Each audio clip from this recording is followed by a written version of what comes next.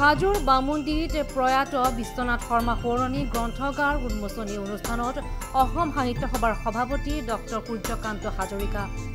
বামুন্দি মহাবিদ্যালয়ৰ কাৰণে আজি সোণালী দিন।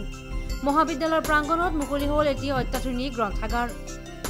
প্ৰয়াত বিশ্বনাথ শৰ্মাৰ সোঁৱৰণত মুকলি এই গ্ৰন্থাগাৰ। বিশ্বনাথ শৰ্মাৰ পুত্ৰ তীৰ্থনাথ শৰ্মাই দানযোগে মহাবিদ্যালয় কৰ্তৃপক্ষই প্ৰদান কৰে এই গ্ৰন্থাগাৰ।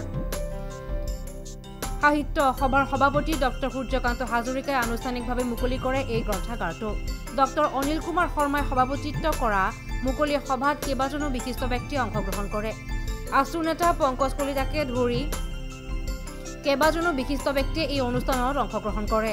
আজি এই যে বিশ্বনাথ শৰ্মা সৌৰণী গ্ৰন্থাগাৰ আজি ইয়াত উন্মোচন হৈছে, উদ্বোধন হৈছে, গতিকে মই এই গ্ৰন্থাগাৰৰ প্ৰতি আন্তৰিকভাৱে শুভেচ্ছা জ্ঞাপন কৰিছোঁ। আৰু আজি আমাক মাতা হৈছিলে এইটো উদ্বোধন কৰিবৰ কাৰণে আমি উদ্বোধন কৰিলোঁ। আৰু এই গ্ৰন্থাগাৰলৈ আমি কিছু গ্ৰন্থ আজি উপহাৰ হিচাপেও আগবঢ়াইছোঁ। আৰু আমি আশা কৰিছোঁ এই গ্ৰন্থাগাৰে কেৱল এই মহাবিদ্যালয়ৰ পঢ়া ছাত্ৰ ছাত্ৰীকে নহয়, সামগ্ৰিকভাৱে এই বামুন্দি অঞ্চলত পঢ়ুৱৈ সমাজক যথেষ্টভাৱে উপকৃত কৰিব সক্ষম। গ্ৰন্থৰ মাদকতা কমিছে মানে ৰুচিবিলাক সলনি হৈছে। গতিকে আজিকালি আগৰ নিচিনাকৈ যেনেকৈ গ্ৰন্থৰ প্ৰতি মানুহৰ আকৰ্ষণ আছিলে, এতিয়া একেবাৰে নাই এইটো নহয়, কিন্তু মানুহৰ আকৰ্ষণ আছে।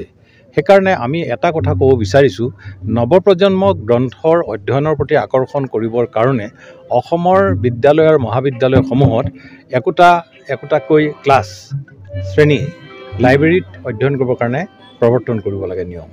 হাজোৰ পৰা প্ৰাঞ্জল কলিতাৰ ৰিপৰ্ট DA365।